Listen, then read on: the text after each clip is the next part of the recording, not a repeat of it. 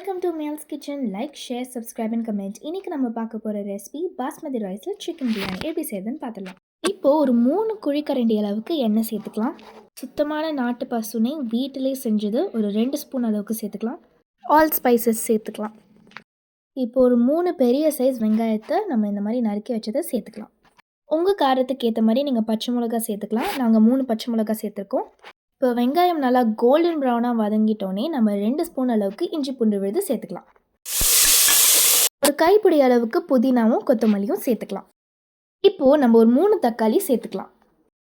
இப்போது தக்காளி நல்லா வதங்கிட்டோன்னே நம்ம மேரினேட் பண்ண 1/2 கிலோ ப்ராய்லர் சிக்கனை சேர்க்க போகிறோம். இப்போது மேரினேட் எப்படி பண்ணணும்னா தயிர், வெறும் மிளகாத்தூள், புதினா கொஞ்சம், கொத்தமல்லி கொஞ்சம், அப்புறம் தேவையான அளவு உப்பு சேர்த்துக்கோங்க.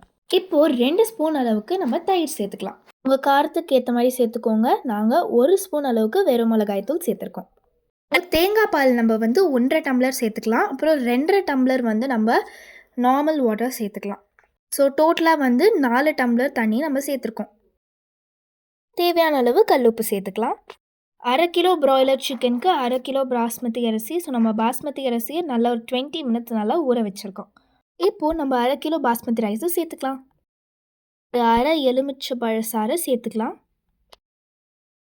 அரிசி நல்லா ஊறினதுனால நம்ம ஒரு 2 விசில் வரைக்கும் மட்டும் நம்ம வேக வச்சுக்கலாம். நல்லா கமன்னு யம்மியான basmati rice chicken biryani ready. எல்லாம் ட்ரை பண்ணி பார்த்துட்டு கமெண்ட்டில் சொல்லுங்கள். தேங்க்யூ.